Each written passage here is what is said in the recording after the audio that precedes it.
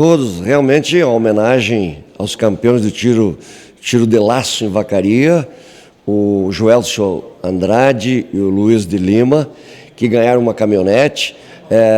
Eles deram 85 voltas, competiram com mais de 800 duplas.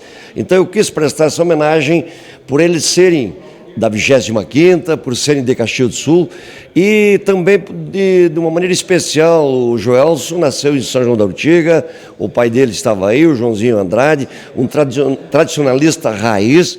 Então eu procurei homenagear eles pelo que apresentaram. Mas é evidente ressaltar a importância dos rodeios. Em 2023, como eu disse, a economia do estado do Rio Grande do Sul teve 2 bilhões de movimento. Então, os rodeios, eles geram emprego, geram renda e, especialmente, defendem as nossas raízes e a nossa cultura.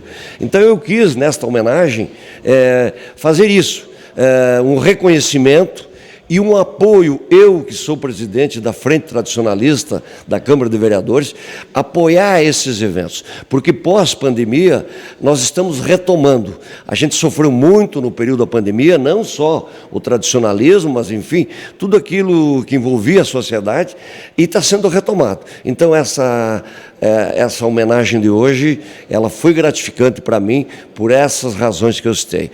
E eu desejei a eles que eles continuem ganhando títulos e prêmios, porque foi uma das minhas citações. Eles ganharam 10 carros e 50 motos ao longo da vida. Então, que eles continuem vencedores como estão sendo até esse momento. Obrigada, vereador. A gente vai acompanhar, claro, também o seu trabalho na frente parlamentar sobre o tradicionalismo. Obrigada. Muito obrigado e um grande abraço a todos. Obrigada.